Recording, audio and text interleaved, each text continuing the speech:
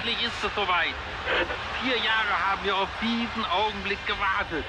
Verdensmesterskabet står selvfølgelig over alt andet i fodbold.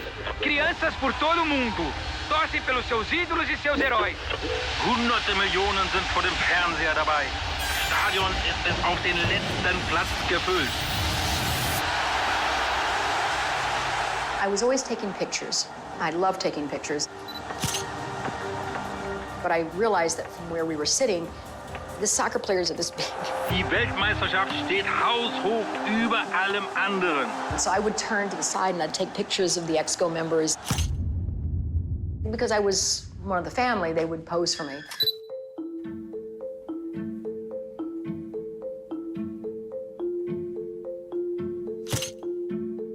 My name is Sepp Blatter. Sepp pulled me aside and said, "What are you using these pictures for?" From my photo album.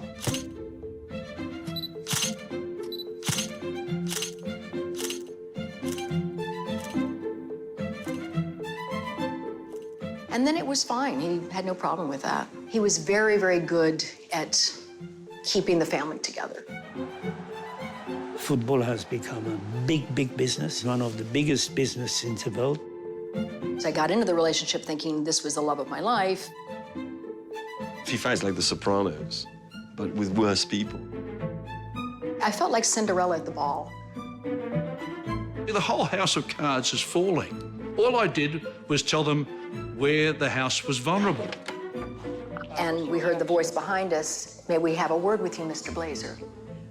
I knew that was it, because nobody ever called him Mr. Blazer. Is FIFA inherently corrupt? No, sir. No? I think individuals are.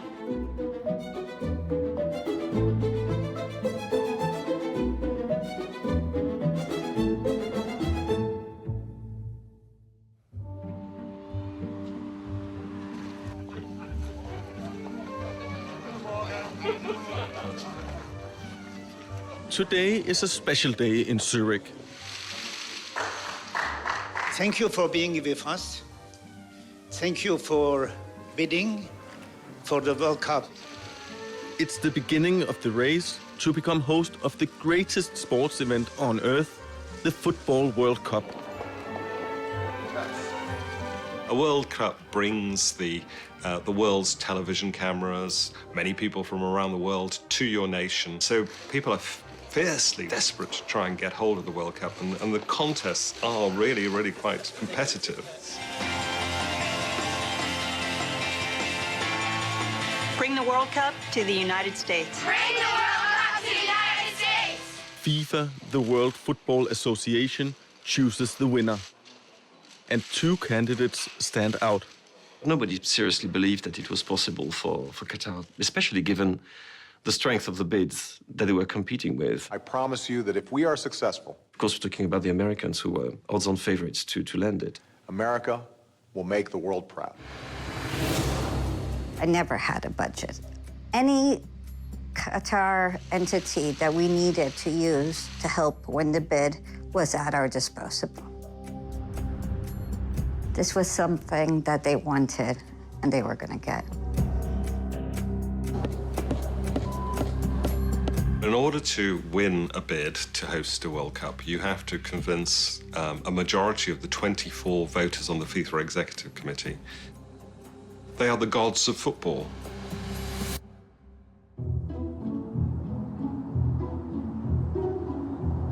I came to New York at 19, and I was trying to be an actress.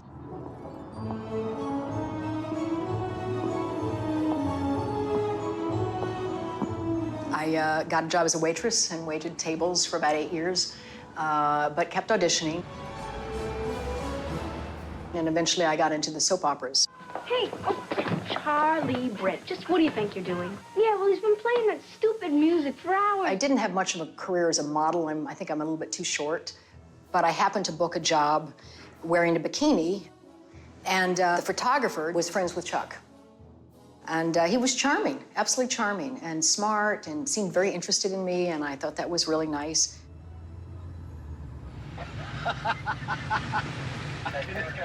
We had a drink, And that's when he confessed to me that he just couldn't hold it back anymore. I was the love of his life. And that really surprised me because he was married and I was in a relationship, but he was so charming. I decided to take a leap of faith and started in a relationship with him.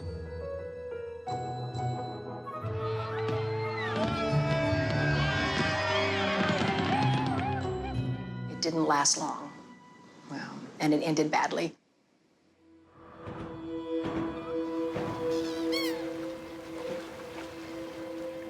Chuck Blazer was a key figure in FIFA, recognized as the godfather of soccer business in North America. He worked behind the scenes and until recently remained unknown to most football fans. Can you, whoever wants to go first, give a brief history of Chuck Blazer? Go ahead. Chuck Blazer, I think, primarily was a salesman. Very bright, especially good with numbers and accounting. He first became involved in soccer, coaching his kids' teams. People would say, "How did you get involved in soccer?" And he would say, "I used to be a coach." But he forgot to tell people he used to coach elementary school kids. He was never any kind of high-level soccer coach. Here we are, Brazil versus Mexico. So stay with us, all right? Don't leave. Don't change that dial. And I think as he was coaching his kids' soccer team, he started seeing there's this building market here. He became more and more involved in the organization of soccer. Welcome to Soccer App USA. Here we are now. We're hearing it from the words of Mr. Blazer that the size of the soccer ball of the MLS is going to be this big. That's right. Thank you, Chuck. My pleasure. We have a sold-out Coliseum. In the background, you have Los Angeles. In the early 90s, the first international tournaments take place in the USA. Something he did for U.S. Soccer Federation was to vastly increase the number of soccer tournaments. As Secretary General of CONCACAF, the Football Association of North and Central America, Chuck Blazer invents the Gold Cup. We bring the hottest soccer action. Let's kick it off with the most recent CONCACAF Gold Cup tournament in sunny California. Ooh la la. CONCACAF at that time was considered kind of a joke. Nobody heard of it. But Chuck saw that as another avenue. And the crowd is going crazy. When the game was on, he didn't pay much attention to it. He never talked about teams. He never talked about players. He was really into the business of soccer. And he was largely responsible for the explosion of soccer in North America. Wow, that was hot stuff. We love you. Thanks for watching. That same year, Chuck Blazer is welcomed onto FIFA's board, its executive committee. I think they saw, Americans as being this sort of entrepreneurial. Marketers. They know how to market the sport more successfully. That's what they saw probably in Chuck. Who exactly are the executive committee of FIFA, and what is their role? Executive committee of FIFA is like a board of directors. They are members who are elected from each of the confederations, forming a group of 24 men who deal with all of the issues of football. Anybody that meant anything in the world of soccer, especially for those trying to get the World Cup to their country, he was treated like royalty.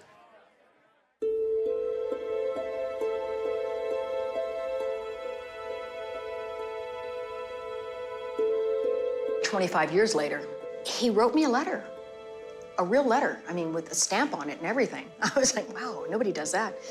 And it was a letter basically summing up the last 25 years of his life, saying that he was now dining with kings and queens and that he was the Secretary General of CONCACAF, which I didn't know what that was. So I wrote him back saying, wow, I'm kind of sorry, you're only a secretary. And he says, no, secretary is in the United Nations. And I went, oh, okay, well, that's wonderful, that's great, congratulations. And he said, when I come back in town, maybe we could have lunch. Thought, okay, I could do lunch. I was a little scared, but I said, it's been 25 years. Everybody gets mellow. And so I went to see him at Trump Tower. So when I went to the apartment, his personal assistant opened the door. And she led me out to the living room. And I looked around and I was like, where the heck is he? And then I saw him in the corner, huddled in a velour bathrobe, just like hunched over, looking up. I said, wow. I said, hello. He said, I have to tell you something. I have been in love with you for over 25 years. And I've never forgotten our relationship. I cried every time I went by your apartment. I can't get over you. And I've made you a mixtape. I've made you a burned CD with songs that I think will tell you how I feel. And then he hit play. Think of me fondly. And it was a collection of songs from Phantom of the Opera, all these incredibly wonderful romantic songs. And at that point, I had tears running down my face because I realized he'd gone to a lot of effort for this. He said, please be with me, please. And I will love you and take care of you, and I will care for your children as my own. Please, let us recapture our happiness. The timing was perfect, and the setup was perfect, and I buckled. And so we started our relationship from there.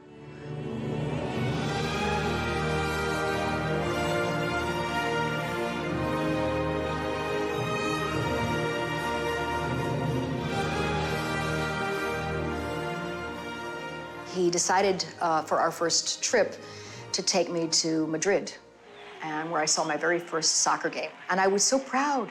And I said, this is my very first soccer game. And he said, don't tell people that. But it was amazing. I'd never seen people run so fast.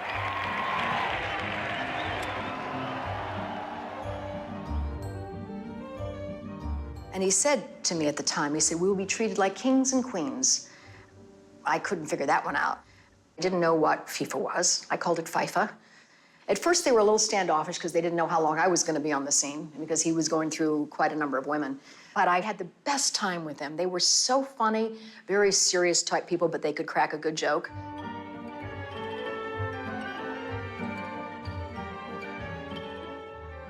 We couldn't sit down to dinner anywhere unless there was a three-piece string quartet, it was just incredible meals. There was the best wine, entertainment. The executive committee were very old, and in many cases not very fit. That's not to be critical, because people get old. People, look at me. People get fat. Look at me. Most of the exco had been players or coaches or managers or something to do with soccer. Chuck was actually the only one, I think, that never played. Sepp Blatter. What was your relationship to Sepp? I liked him too.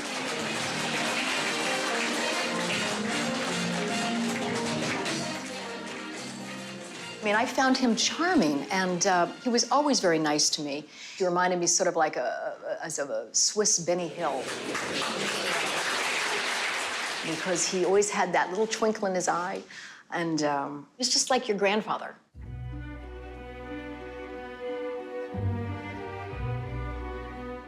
A secret payment of 1 million Swiss francs from ISL arrived by accident in FIFA's bank account. A lot of people would say there's another side to him.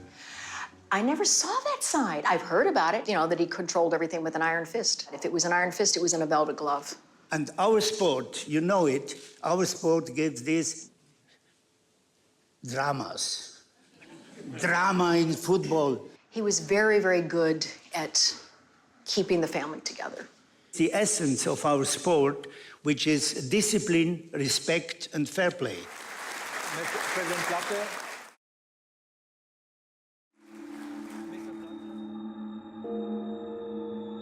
Is FIFA inherently corrupt? No, sir. No? I think individuals are. At least twice a year, all ExCo members and their wives fly to Switzerland. They convene at FIFA's modern headquarters in a boardroom 3 floors below the ground. We would usually travel Swiss Air, wonderful airline. He would often stay up the entire time and then go right to FIFA House. I think that FIFA is doing a really excellent job of promoting football around the world. If I look back 10 years, 20 years and see the progress we made, I'm very proud of our accomplishments. They put a lot of work into it, spreading soccer throughout the world, finding countries that needed support.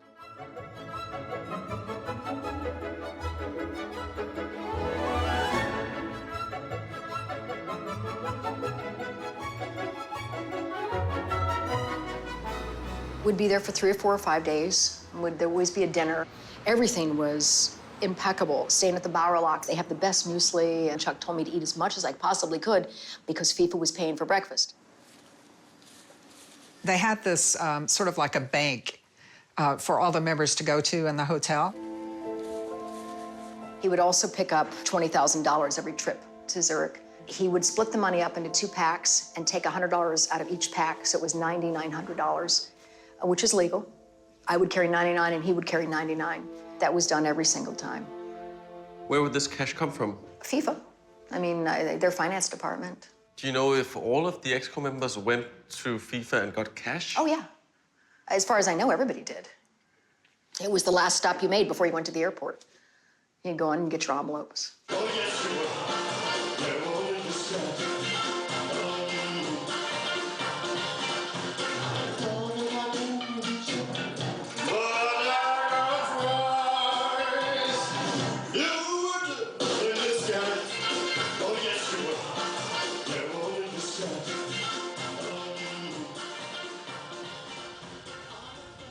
Trump Tower has an incredible view.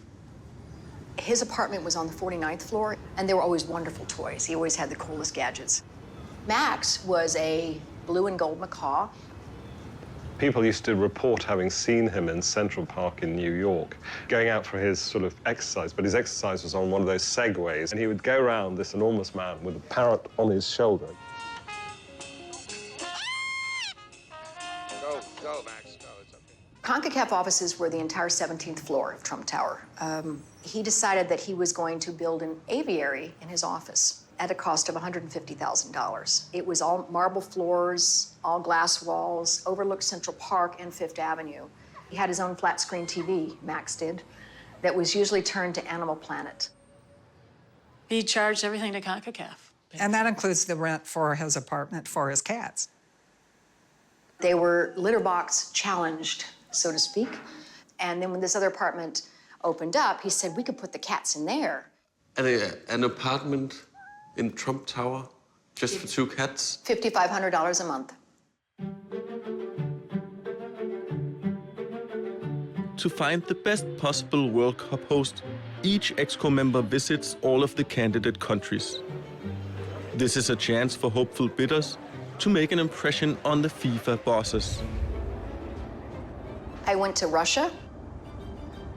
It was pretty amazing the day that Chuck went in to see Putin. All his ministers are lined up in the hallway, and they were all pushed aside so Chuck could come in and meet with Mr. Putin. And the first thing Putin says to him is, you look just like Karl Marx. And Chuck said, I know. Because I got him to grow a beard, because he had 3 chins. He spent all this time shaving. He had to shave twice a day. And I went, what a waste of time. You know, if you grew a beard, it would look better, you know. And he went, oh, that's a good idea. And Putin gives him a high five.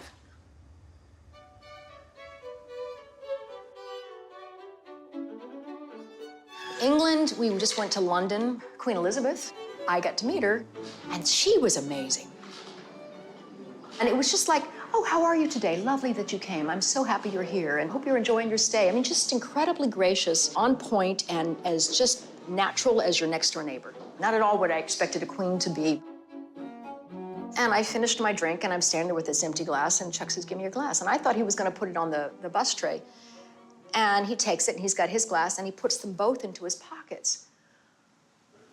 I'm like, you cannot steal from the Queen of England. What are you doing? It's like, you don't, that's so tacky. He goes, I want a souvenir.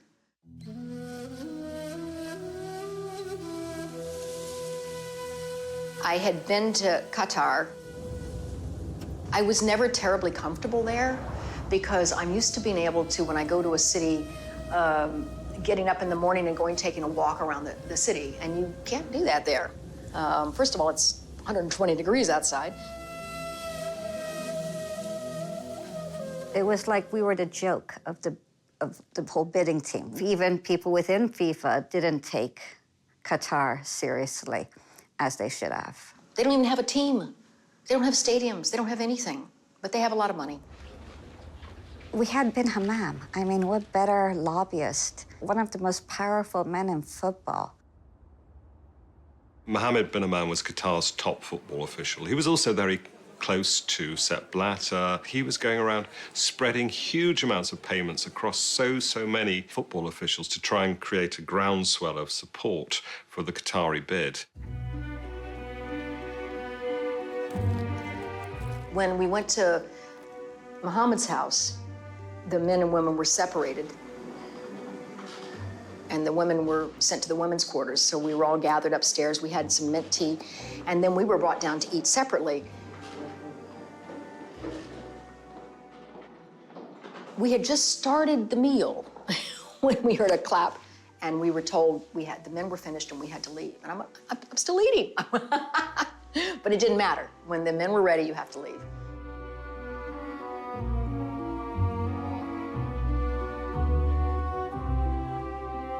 Everyone had their mind on winning this event, making money and reputation and recognition. Any means possible was considered by any of them.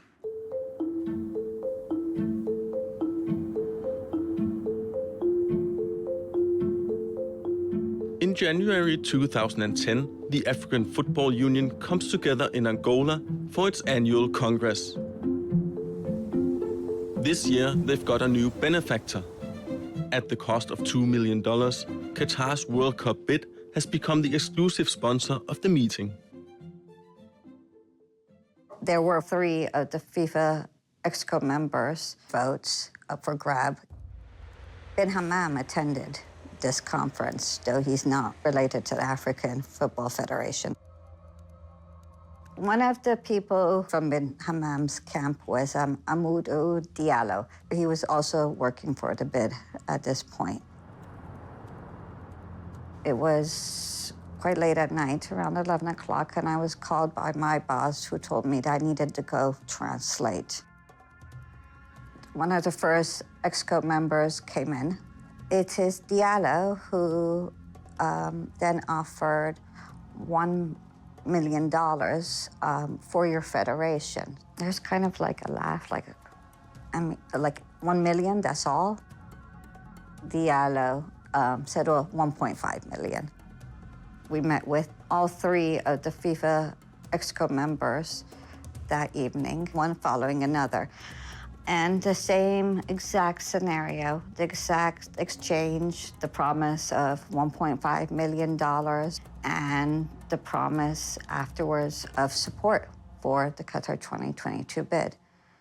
It was very open on the table. This is what we're giving you. This is what we want. Yes, no, thank you, goodbye. So there was no doubt in your mind that this was an exchange, $1.5 million for a vote? Oh, no. There was no doubt we had all 3 members vote. I think that we can trust every one of the members. You know, at the end of the day, they're football people. New Zealand is home to the world's smallest football association, Oceania. The Sunday Times has gotten wind that Oceania's sole member of the Exco has received generous offers of financial support.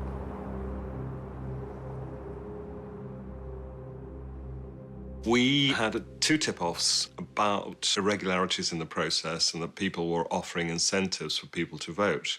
And we went to people who'd been on the executive committee in previous hosting contests. All those people told us there was only one way to win a World Cup. We had to pay bribes.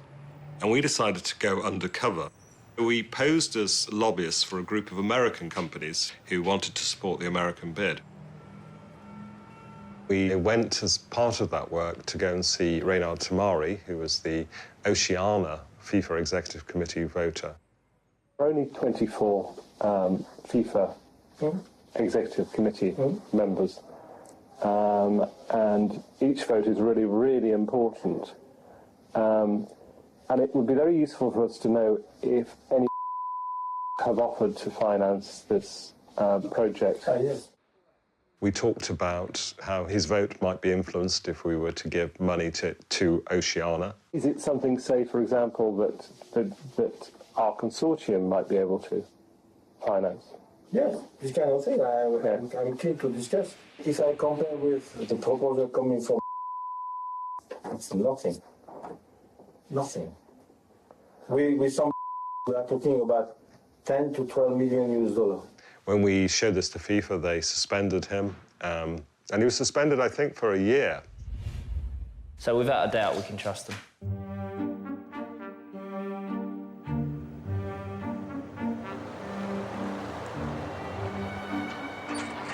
The week before the vote, Michel Platini receives an extraordinary invitation.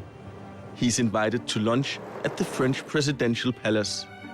As head of UEFA, the European Association, Platini's support is crucial in becoming host of the World Cup.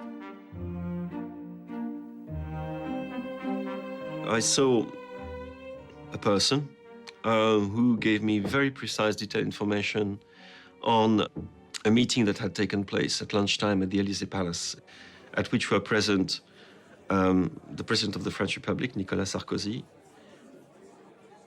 One of the guests was Michel Platini, of course, the Vice President of FIFA and President of UEFA at the time, but also two very high-ranking representatives of Qatar, one of whom is the current Emir, Sheikh Tamim. And it was quite clear, I mean, the way that the person who told me about that, these are his words, not mine. He basically said, "Your president has told this guy to vote for this guy as if he wants to sell his planes." So, okay. Michel Platini is a very good friend, has known Monsieur Sarkozy for a very long time. And actually, I think nobody in France doubts the fact that there was direct political pressure. He had been made to understand that it would be a very good idea to vote for these people rather than to vote for the Americans, to whom it promised his vote. Hello, everybody. I want to thank President Blatter and all the members of the FIFA Executive Committee for allowing me to speak with you today. Together, you've given the American people an extraordinary opportunity to welcome the world to our shores as host of the 2022 FIFA World Cup. You know, we hadn't had a World Cup since the 90s, so it was our turn. We'd heard rumors about, bribes and stuff, but I wasn't too worried. I knew what the bid book said, and I knew who should be getting this.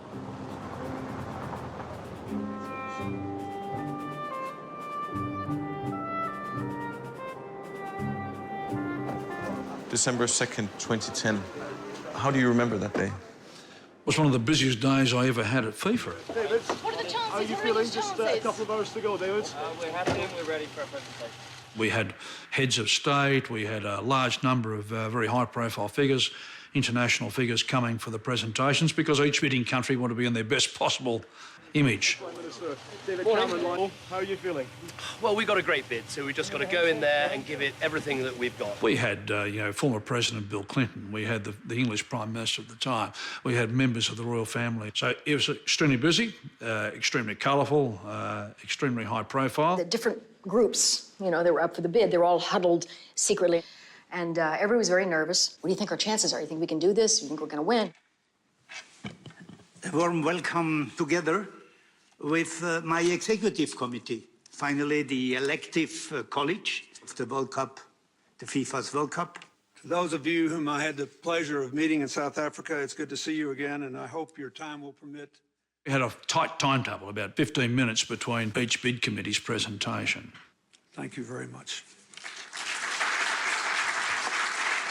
Someone from FIFA asked me to ask Michel Platini, who was deep in conversation with Zidane, and said, "Would you mind, gentlemen, taking a conversation outside the committee room so the next bid committee can prepare itself?" Well, Michel Platini was extremely annoyed to be asked to leave the room and looked at me in the most arrogant and aggressive manner. Zinedine Zidane was a consultant to the Qatar bid. And the World Cup in Qatar will send an important message to this football-obsessed region. The clincher, I think, was the Sheikha. from Qatar. She was impressive. President Blatter, members of the Executive Committee, when do you think it is the right time for this to come to the Middle East? And then she took a step forward and said it louder. When the time has come, the time is now. Thank you very much. Chuck was brought in with the other EXCO members ahead of us, and they were sequestered in wherever they were voting. When they finally let us go into the room, as I walk in this big auditorium, I see Chuck sitting there, and I look at him, and he looks at me, and he doesn't look happy. And I'm thinking, oh, this isn't going to be good. And I had my camera, so I took this picture. They made me walk past him. I wasn't allowed to speak to him. Made me walk past him to where the wives were sitting. I could speak more and more, but I have to announce it. And this is das Kuvert mit dem Namen drin. And then they start the process, and Sepp gets up and he opens the envelope. The winner to organize the 2022 FIFA World Cup is Qatar. Katar, das ist natürlich eine Riesenüberraschung. Man hört die Explosion förmlich weltweit. Das ist eine Riesenüberraschung. Qataris jumped up and were, all excited. The rest of the audience, I think, was in shock. Nicht die USA, sondern das klitzekleine Katar bekommt den Zuschlag. There were loads of rumors of bribery floating about before the vote, and the result of it, when people were looking at each other, said, why would anybody in their right minds choose Qatar? Bill Clinton, who was in Zurich for the vote, he went back to his hotel room and smashed the mirror with an ashtray. Michel Platini, as he confirmed later, had actually told the Americans that he would support their vote. He and Franz Beckenbauer were the two fabulous footballers who had great knowledge of the game. It seems inconceivable that someone with such a knowledge of the game would want the World Cup to be played in such searing heat as Qatar. Platini must have had another reason for voting for Qatar. And which is when I think the real troubles of FIFA started. It was all because of that decision.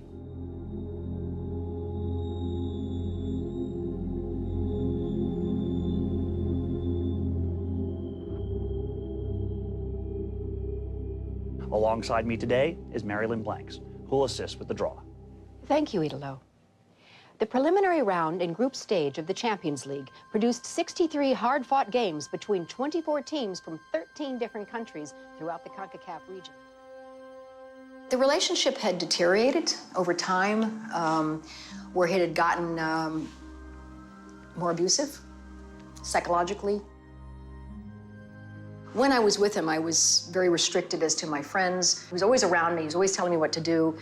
Even the color of my hair, the type of clothes I wore, everything was controlled by him. So when I was on my own, I was like, oh my gosh, what should I wear today? I had gotten to the point where I was almost dependent on him telling me what I should be doing. I was like, how the hell did I get here? Mary Lynn, please pull a ball from the group winner's pot.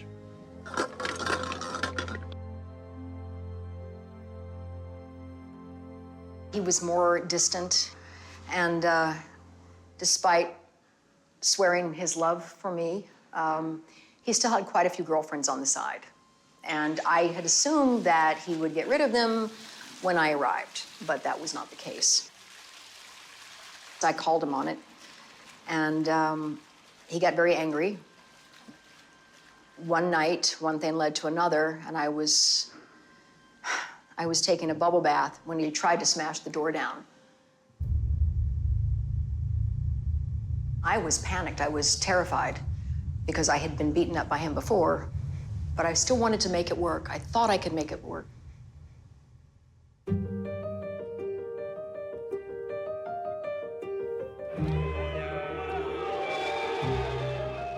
People were piqued, people were angry, and people became very curious. It attracted the press hounds, who thought there was really something very, very fishy going on. I was in contact with two of the main sponsors in FIFA, and they told us, we trust you, but please bring back this boat of FIFA in, I would say, in better waters. We are not in a crisis. We are only in some difficulties. And these difficulties will be solved inside our family. They felt like they needed an independent body to come in as a sheriff, if you will. The new investigator was a man called Michael Garcia. Garcia came up with a very, very strong reputation. Today, an indictment was unsealed in federal court charging 32 members of one of New York's most notorious crime organizations, the Genovese family of La Cosa Nostra. We're talking about one of the top investigators on the planet. He got really interested in the bidding process for the 2018 and 2022 World Cups. He was like a dog with a bone. I think Michael Garcia went further than perhaps he was wanted to go. Michael Garcia, after 2 years, wrote a very long report. And he submitted it to FIFA. And the reaction was nobody in the world would be allowed to see Michael Garcia's report. Wir wissen als Profis, wie wir diesen Bericht aufbewahren, sodass nicht zugänglich ist. The decision not to release the report was the ExCo's decision. It's hardly in the interest of the executive committee to publish a report that is filled with allegations against themselves. Exactly, and that's why they didn't. This is, I believe, a very comprehensive report. It's a very detailed report. The more that is public, and the more that people can see what is done and agree with what was done or disagree with what was done, then those issues can be resolved and the organization can move on. So should be less secretive. And it was only under a lot of pressure that FIFA decided to write a cut-down version of the Garcia report, which Blatter was spinning, telling everybody was great because it had cleared Qatar of any wrongdoing. And the minute Garcia got hold of this resume, he slammed the door and he said, don't want to have anything to do with these people anymore. It was all a bit of a disaster for FIFA. Excuse me? FIFA had always had a history of being able to control their destiny. Where is my security? Come on. Come on. Eventually, they thought that it wouldn't hurt them. Let's put everyone. Here we go, Seth. That's Seth's all there.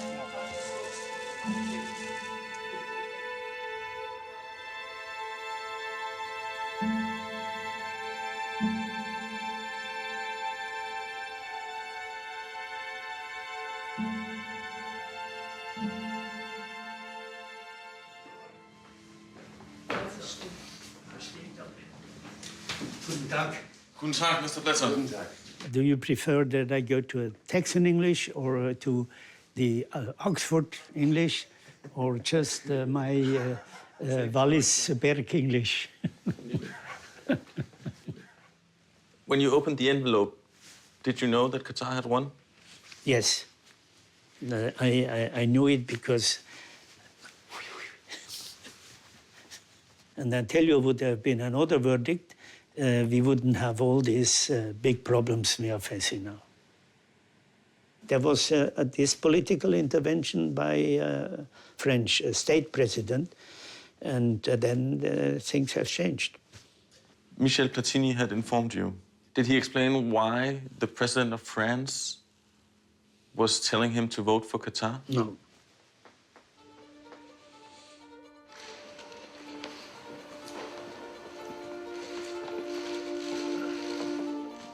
According to Platini himself, he felt a subliminal pressure during lunch with the French president and the Emir of Qatar. And in the years since, the relationship between France and Qatar has only grown warmer.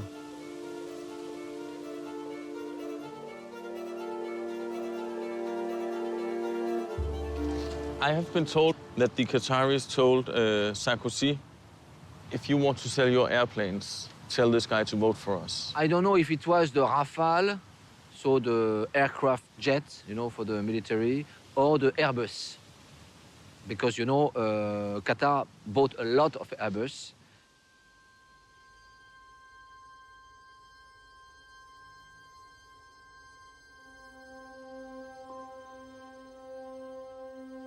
Finally, they bought both.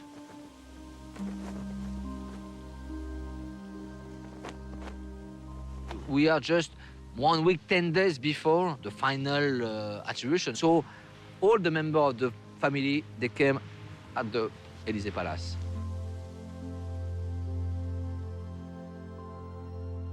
The relationship between Qatar and France, and French football in particular, flourished after this. They took control of Paris Saint-Germain in 2011. They started to invest huge amounts of money in this particular club. They also invested an absolute fortune in putting together a new TV network, which in many ways gave French professional football the oxygen it so desperately needed because it was running out of money, basically. You know, at the time they were buying Paris Saint-Germain, they have more than $50 billion of exceed in their budget. So when the emir wake up the morning, when he shave, he said, what will I buy today? A team, an hotel, a company? All the big company, the French big company of the infrastructure, they are in Qatar. They are building the tramway, the metro. So for us, it's also a big contract. This is the pivotal moment when the Europeans switched their allegiance from the Americans to the Qataris. Et sur l'amitié entre le Qatar et la France. Merci à tous. So you can see how, in terms of macroeconomics and geopolitics, the whole thing has worked. If we look at what happened after the vote for Qatar, there's a pattern of Qatar investing heavily in France after Sarkozy had interfered in the vote. What's the difference then between political interfering and buying the World Cup? A vote for the World Cup is not made by buying votes. It is the political interference. It is not the same that an individual is going to a man and give him 100,000 or whatever,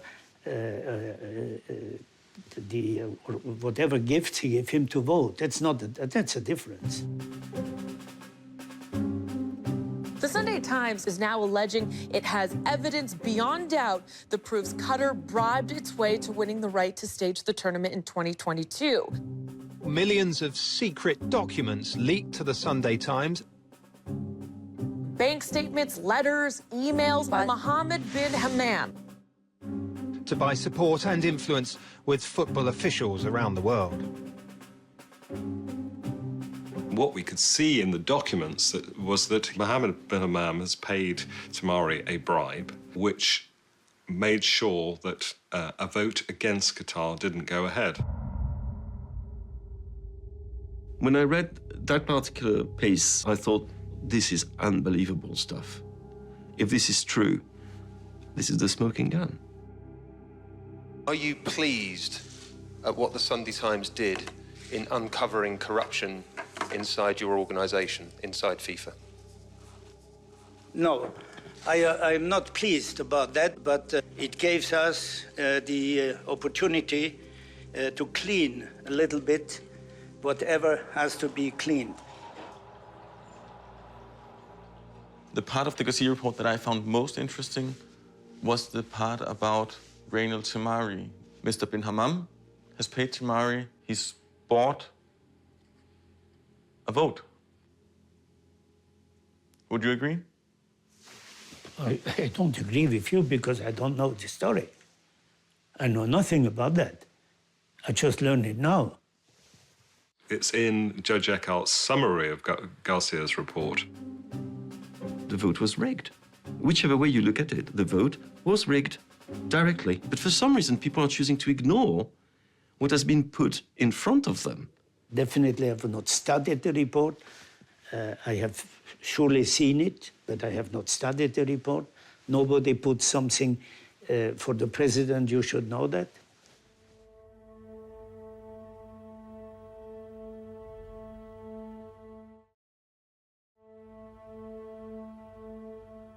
I'm determining at this point in time whether I wanted to remain with FIFA. I was concerned about endemic problems and vulnerabilities to greed-based corruption in the organisation. For my own professional interest, I assessed each then member of the Executive Committee on an integrity meter. I concluded that a significant number of Executive Committee members had serious issues of integrity. Willkommen in der Familie. To such an extent that I decided that I could no longer work for FIFA and resigned. Das ist deine Karte. Foto? Nein, mit dem kannst du gratis Fußball schauen. Okay? I was interested in the truth being arrived at in FIFA, and the FBI provided one of the best mechanisms to arrive at that truth. I went to the USA and I met with several FBI officers who were dealing with this area. I helped them understand the nature of the organisation that they were investigating.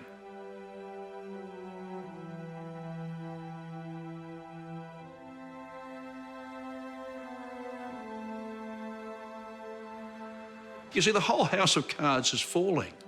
All I did was tell them where the house was vulnerable.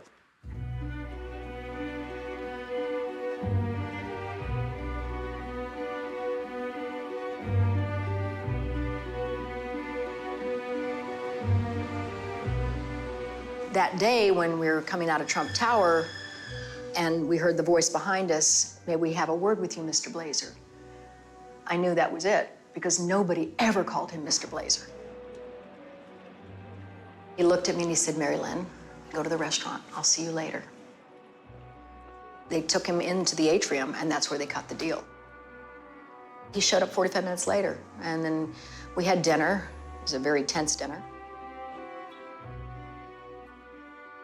And then we went back to Trump, and once upstairs, he told me, "They've got me for RICO." So what do you mean, RICO? RICO, where do I know that? And, I said, "That's like the mob, like Capone and stuff." And he goes, "Exactly." And I said, "But that means you're a crook." And he goes, "Yes."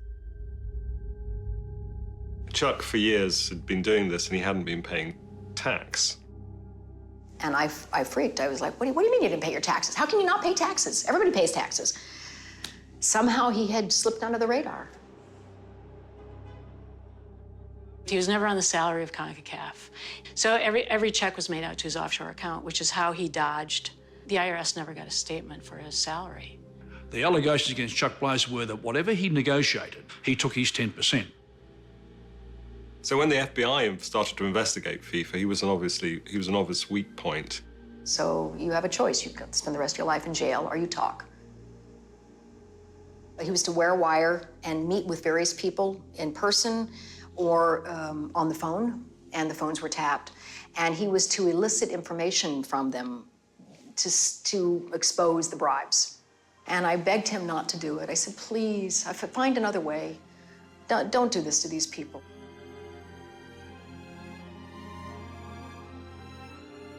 I consider them my family. And I said, "If you do this, you're going to put all these people in jail." And now I understand that there was corruption involved and stuff, but from my point of view, they were my friends. I babysat their children. I said, "Please don't do this."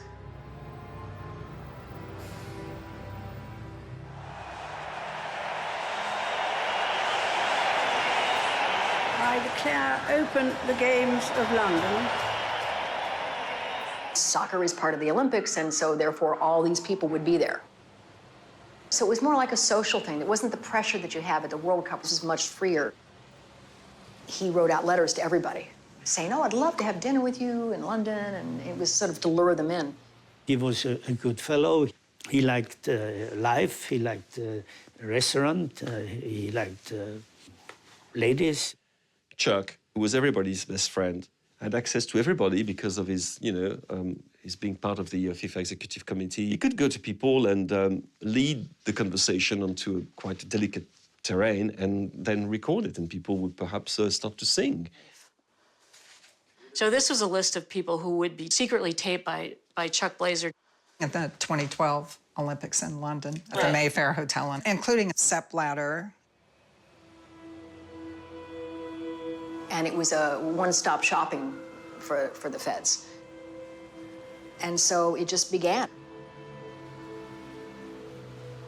They had a minivan, and he would go into the van, he told me, and they would hook him up with wires. Chuck was fitted with this key holder, which had a microphone. They told him, throw it on the table when you go to dinner with people. And he went, oh, that's so blue collar. I would never throw my keys on the table. And they went, just do it.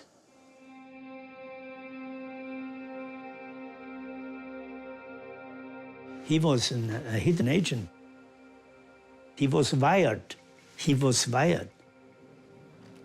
He had a series of meetings where he recorded them with his key fob on a restaurant or a bar tabletop. It's not only a non-respect to FIFA for football, but it's a non-respect of the IOC and the organization of the games in London to Her Majesty, the Queen, finally.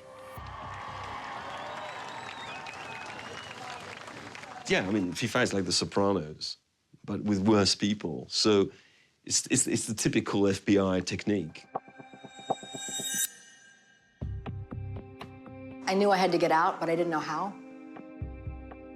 Once he was away, because he was away at the Olympics for some 6 weeks, I had breathing room.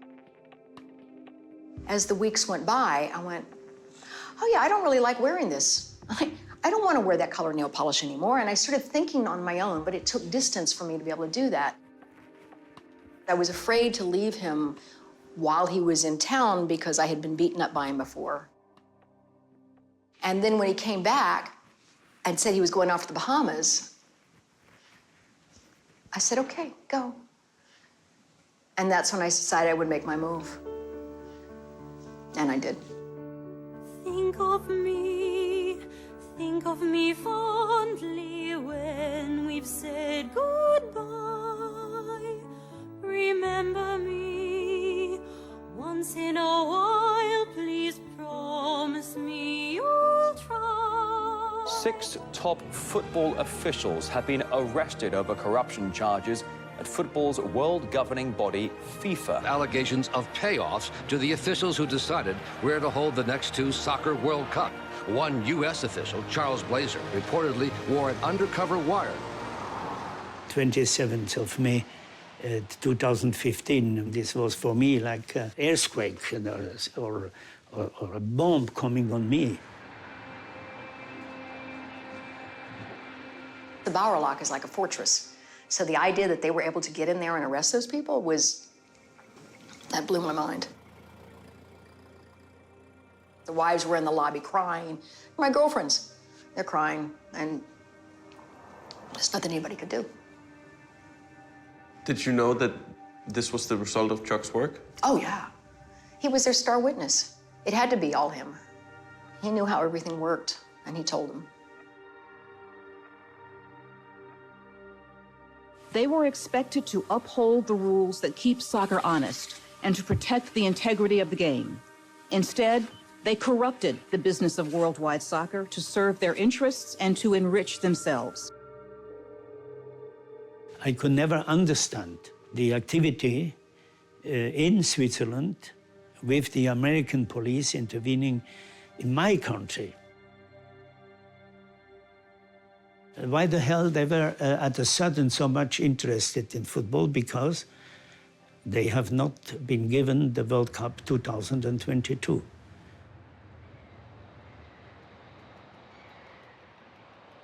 Do you think that Qatar should get to keep its World Cup? Based on its bidding history, I think they didn't do it any differently than anyone else. After his stint as an FBI informant, Chuck Blazer gets his day in court.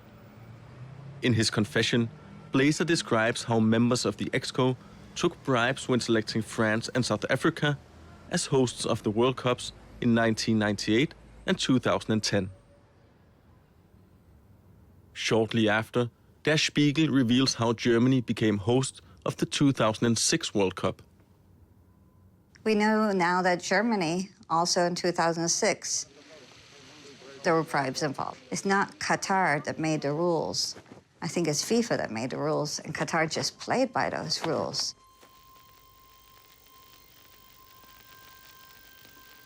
When FIFA started over 100 years ago, it was populated by a small number of volunteers who loved the game.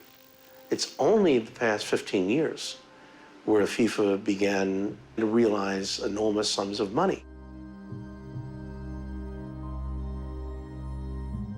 To make money and to spend money to bring soccer to places where it doesn't exist. That was the idea of FIFA. Verdens mest magtfulde fodboldboss, nemlig FIFA-præsident Sepp Blatter, blev i dag suspenderet af FIFAs egen etiske komité. Once they saw hundreds of millions, tens, hundreds, billions of dollars coming in, they were blinded by the lure of greed. How much do they really believe in the sport if they pocket half of the income? You know, these kids who don't have a soccer ball to play with because Chuck Blazer wants to spend an extra $500.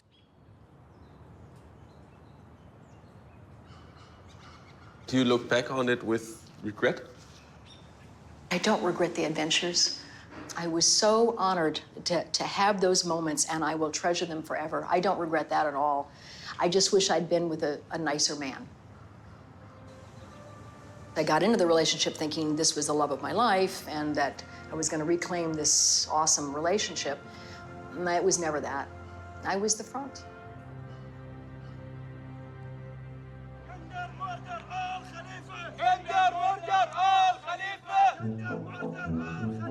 It is inescapable that FIFA must rebuild itself or it will die.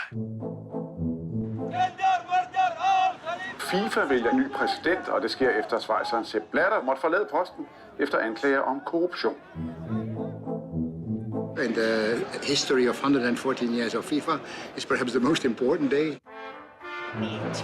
Qatar 2022. A lot of people want to look at the election today as a new beginning. When you speak about FIFA, you don't speak about football anymore. And we have to bring back football. Ladies and gentlemen, the election of the 9th president of FIFA, Gianni Infantino. You will be proud of FIFA. You will be proud of what FIFA will do for football. We enter now into a new era. Of course, the World Cup will take place in Qatar in 2022. There has been a lot of allegations. I have not seen one single fact. I think we have to move on. All the best.